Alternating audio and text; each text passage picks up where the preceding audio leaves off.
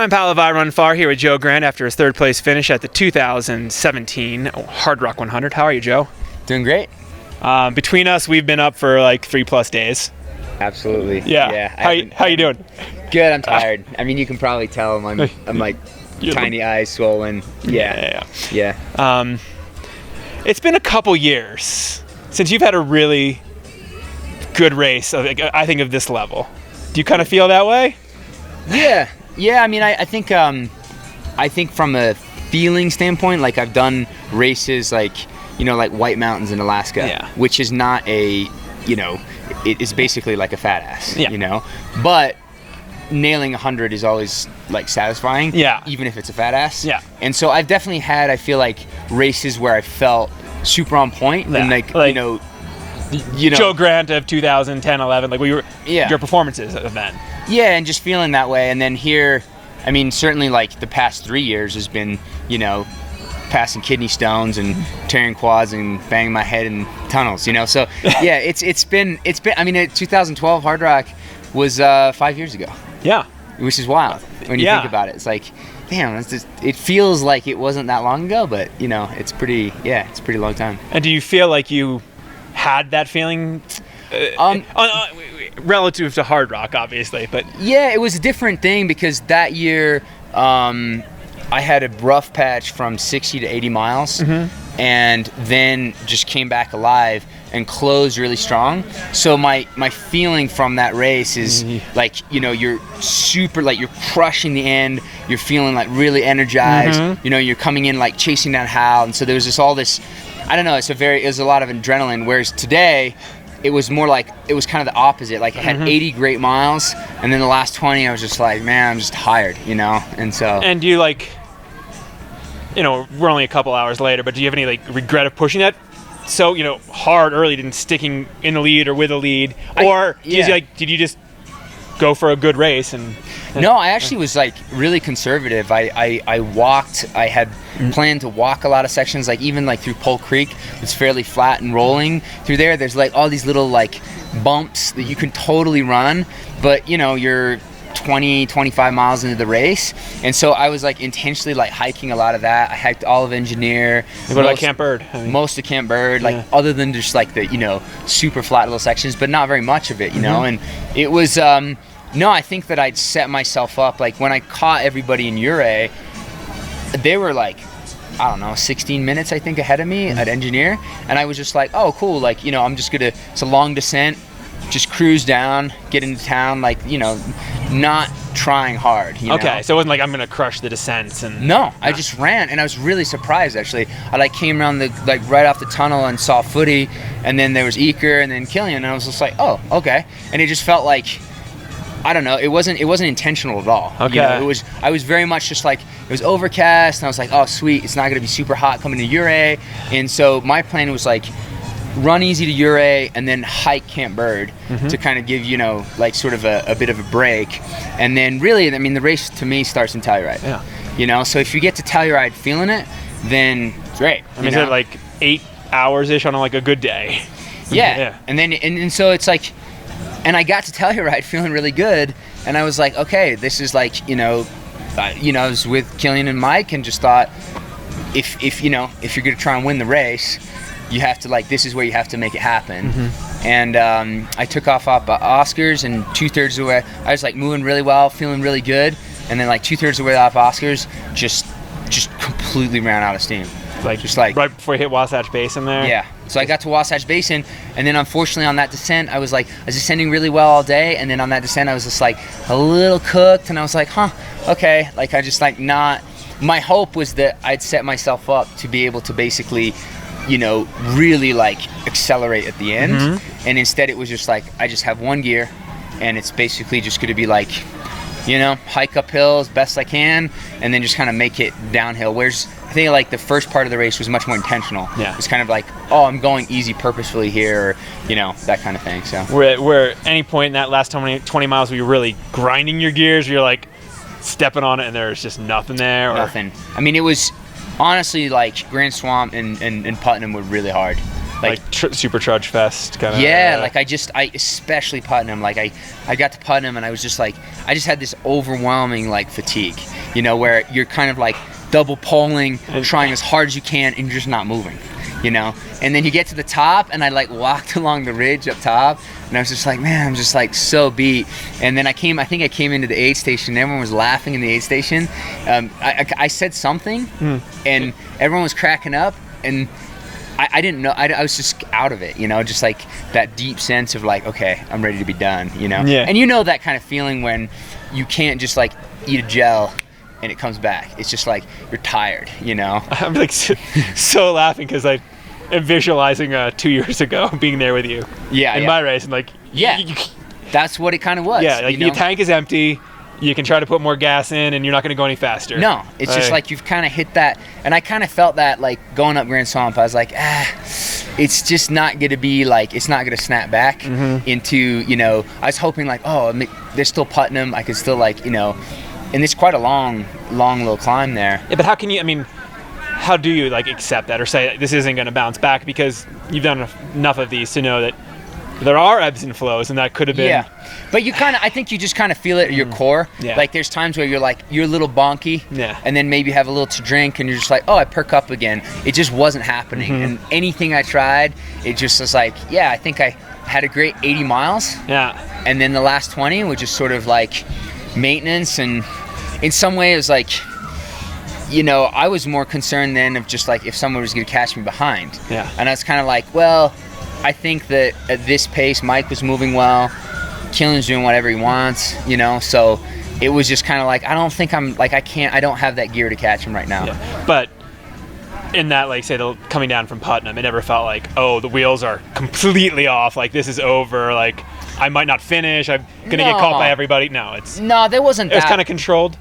I would say there was a lot of effort. Like if I need, you know, because there's a lot of little flat spots in there, and there's just a lot of stuff that you use downhill, you run, you know, and that was like certainly like effort for me. Yeah. It wasn't just like, whereas before there was, you know, coming in a Telluride, going down to Ouray, I wasn't really putting a lot of effort. It was just like letting gravity kind of take me down the hill, and like Putnam, I was like working, I was tripping on stuff, you know, just wobbly, you know, like just, I mean, even just coming in like this last little section in town, you know, it took like, it's like, okay, it's 2 miles to go.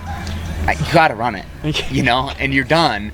But even that was just like, like I kind of have to put, you know, a little bit of effort in. So, you know, but it's just kind of the way it is. Like that little, I guess, little extra bit of magic that can happen sometimes.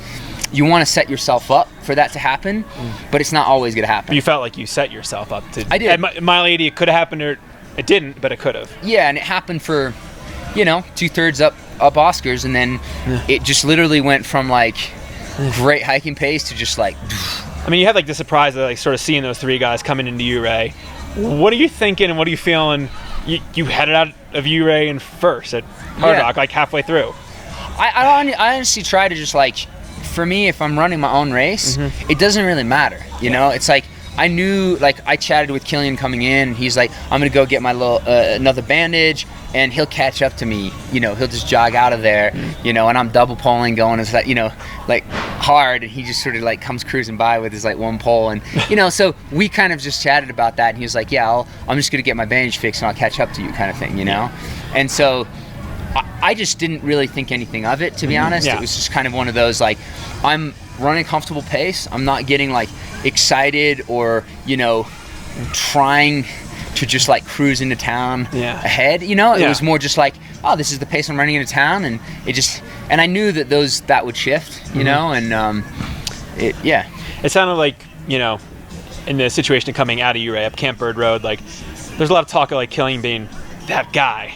Like, does it feel that way, like to be at the front of a race, like having a good race, and like that guy? Well, I mean, the thing with Killian is he's just like he's a very humbled, like kind of good-natured sort of guy, right? So if you're just literally like if you make abstraction of the race, we're just kind of chatting, walking up a hill, you know, and it's just not really like, I don't know, it's just like this casual little conversation that you're having, and so I wouldn't say that. I don't know. It's cool. It's obviously cool. It's just like his ability is so much higher than anybody. I mean, that's what I think everybody was meaning by that. Just like, not in a bad way, just like, this is a whole nother level that...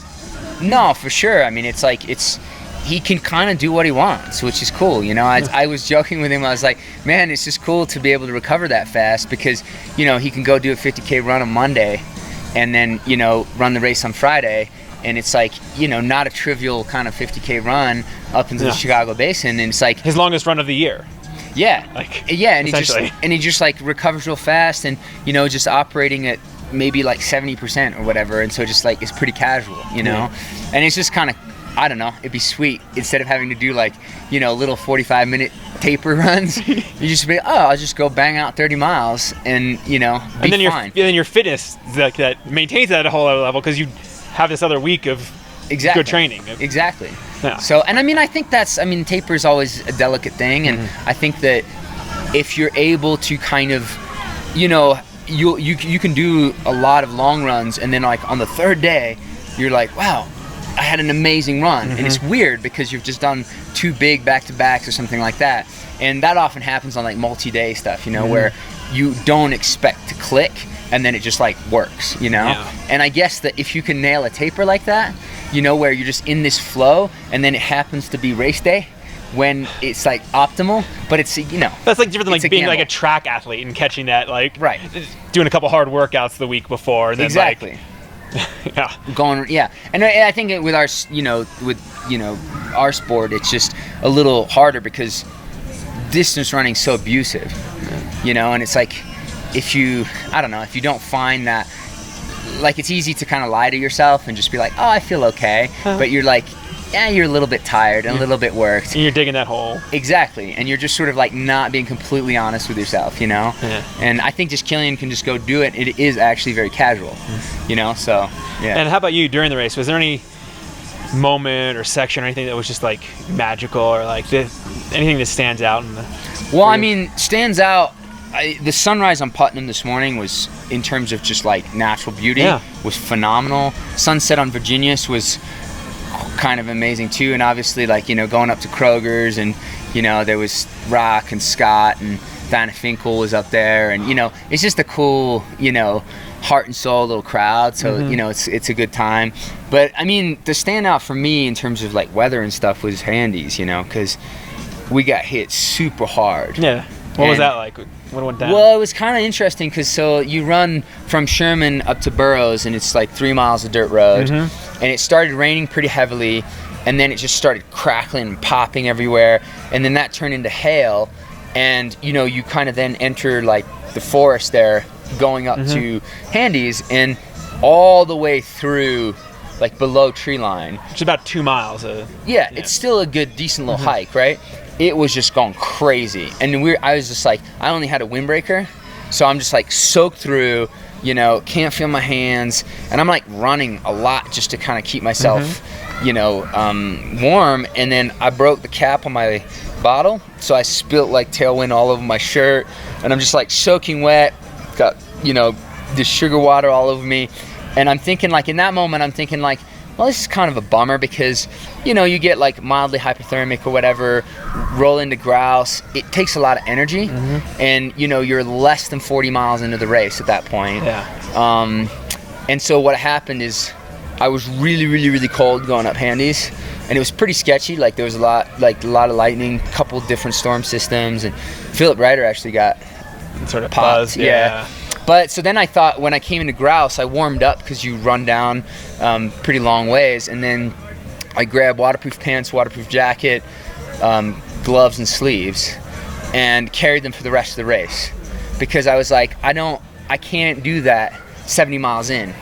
And like, I just won't have enough, you know, reserves to basically deal with that. Like, maybe you can finish, but the competitive race is over. Exactly. And 35 miles in, I was like, this kind of isn't ideal, but, you know, you kind of make it through. And because it was a pretty, you know, it's a pretty long ascent. Like, I don't know how long you're climbing for, but, you know, hour and a half, I feel like, a couple hours. Long I don't know. It's just a long, like, climb, you know? And so you're getting cold. Ika was the same way. You know, he just had... Really? So you're getting cold on that? I was freezing. Okay. Yeah, I was like really numb, really cold. I didn't eat because the bottle was broken, and I'm like, man, this is like too early to be. You're drawn from the well. Like, like 35 miles in, and so that was like I just dealt with it in the way it was like, okay, just get to the top of Handy's, run down, have some soup, warm up. And honestly, by the time I got to Grouse and it wasn't raining in Grouse, I was dry, I felt fine, and I was just like, oh, I was less concerned once I got to Grouse because everything, like, the feeling came back, But I did grab the waterproofs, and then just, even though I never put them on the rest of the time, I just felt like it was kind of a little bit, like I should have just put a Gore-Tex jacket in my drop bag at Sherman instead of a windbreaker, I mean, that's probably a good. In general, it's a pretty, and the jackets now are so light that you can have like a 6 ounce. I mean, I think a lot of us have made that mistake. I've made that mistake of like, oh, a windbreaker's good enough, but it kind of not. Like when it really, and I just thought I'll definitely do the Gore-Tex at night because then it's most likely to be cold, and then I just figured like, if it's a little stormy on Handy, it's not going to be that big of a deal. But it ended up being pretty real storm, but impacted me less than I thought. And was that nice to sort of feel that at some point later on? Well, I just felt like I cruised into Grouse and I was like reassured, like going up Handy's, I was like, shit, like I just didn't plan right. This could honestly, like, this can ruin your race. Yeah. Like right there, just because you didn't bring the right jacket, which is silly. But then I warmed up, and then, after that it was pretty inconsequential, I think, for the rest of the race. What you got going on next? I'm doing Tour de Géant in You're going back. So yeah, it's September 10th. Pretty psyched, obviously with the 14ers last year and doing some bike packing. The past couple years, I just feel like my perspective has really shifted for longer, multi-day kind of events. How so? I think a lot of it just has to do with being able to kind of manage yourself without stressing and overreacting. Like Handy's is a perfect example. It's like, okay, I'm cold. I just need to like, do my best to get up and over this hill, and then I'll deal with it, as soon as I can. And it's kind of easy to get into your head and sort of like stress yourself for no reason. It's just like you're cold, you just kind of manage your situation in the moment, and I think that like brought a lot of perspective to me in this race. Like, I didn't use pacers, and part of it was just, I don't know, spent a lot of time alone up in the mountains, and you deal with your own stuff. So what's nice about that is like when you have a low point, knowing how to get yourself out of that without having to have a little pep talk is a really useful thing. Just being like, okay, like you got this, or you're negative right now because you're sleep deprived and you're tired because you're 80 miles in. So you have to practice the self-awareness and self-analysis. Exactly. And and it's and in these kind of trips, it's just like it just happens, like you're out there and it's just like, well, if you don't get yourself out of this and deal with it, then you're just going to be overwhelmed and no one's coming to help you. And so I think that was super helpful because it's like, just makes you, I guess, more self-reliant. Does it change your way you meet your effort out at all, like, or patience? I think you're more honest. Like I just, like, for instance, like I was saying, like walking in Pole Creek, most people run that. It's just runnable terrain, But you're also 12,000 feet. You're 12,000 feet and you're like 20 miles in. And it's just like you really exhaust yourself running sections there, and you can totally, I mean, you run the flats and the downhills, but there's just these little bumps, and I guess it just adds a little layer of confidence, and just saying like, hey, it's all right, just manage your own race. And like same like when you were saying about coming into Ouray, taking the lead, it's just a moment in time, right? It's not really like, it's not going to really determine the outcome of the race that you leave Ouray in first place. You know what I'm saying? Like it's like, I don't know. It doesn't really matter. And but it can get to your head. It can, because it is an artificial but obvious kind of like marker. It is, yeah. And it's, I won't say that it doesn't add a little psych, you're just like, cool, like I'm leading Hardrock, awesome, But at the same time, it can be misleading in that I could have like cranked out of Ouray and run all of Cape Verde, and being like, all right, this is my moment, I'm going for it. Would you have done that, say 5 years ago maybe? Or would you have been more likely to? I don't know. I think, I don't know. I think the good races I've had maybe unintentionally have been well managed that way. Low pressure, just kind of manage yourself, let things happen. And the bad races, you put more expectations on yourself, you expect more from the outcome. You go in with splits, you go in with like references, and you're like, well, I did this before, so I should be able to replicate this. But like Jim at Western is a perfect example of this. It's like, obviously he has the capacity to run like a transcendental race. Yeah. He did it last year, nearly pulled it off. But then to go and replicate that, it's really hard to just have the spark and like make the magic happen, all the time. Instead of just letting it happen. Yeah, and if the conditions aren't like today was a perfect example. The race was relatively slow. With as good a front of the field as has been here. Yeah, totally. On either the men's or the women's side. Chilean hasn't run over 24 hours here, until today, and it was just because like the weather and all that. So instead of focusing on time, like I'd love to run, like I'd love to break 24 here, Yeah. But I knew, like honestly, like 20 miles in the race, I was like, just run the race. Like it's not, time is irrelevant here, because just like it was really marshy and like wet, and it's just slow, Yeah, Pole Creek can be very slow. Yeah, and sometimes it can be pretty sunny and dry, but like this Those creeks. Yeah. And so, it's just like making those little assessments, and I guess you gain perspective in that regard of just being more confident in like what you need to do, like, I would tell Keelan, like walking up Camp Bird, I was like, I'm walking this, and because he's just like trotting along with his stick, and I'm just like, yeah, it's easier for me to walk here. And you could have been. I could run. Yeah, and you kind of could have been led into that. Yeah, and I was just like, well, I'll run the flat bits, but honestly, like, in my mind, when I came into Uray, I was like, oh, I've got this like long, gradual hike up to Virginia's, and it's kind of a rest nearly, I mean, you're still putting in effort and everything, but it's just like, there's nothing taxing. It's particularly taxing on any part, any system. No, you're just hiking up the hill, and you can quickly add a little component to that's like, oh, I'm jogging little bits here, jogging little bits there, and then all of a sudden it's like becomes more of an effort. I observed that like when I was going up Engineer, I decided same thing. I came into Grouse and I'm like, Engineer's got like quite a few flat spots. Yeah. I hiked the whole hill, and Caroline was right behind me, and she was probably, I don't know, a couple hundred yards behind me, and she was running. Yeah. A lot of the sections, but never caught me to the top. She always stayed exactly in like the same position. I was just like thinking like, it's kind of interesting. Like you can just basically like hike pretty relaxed instead of doing like little, and whatever system works for you, Yeah. if like jogging, like Some people are efficient at that. and loosens up your, changes your muscles or whatever. Like Seb Chinio does that a lot. Like he'll like jog like really steep stuff sometimes, like, and I'm always like, I just thinks it's easier to hike, Yeah. And he's just kind of like, no, it sort of switches up the muscles I use, and I kind of like it, and it's not like, so whatever works, but Well, congratulations on finding something that worked this weekend. Thanks a lot, man. Yeah. Good luck at Tour de Sion. Thank you.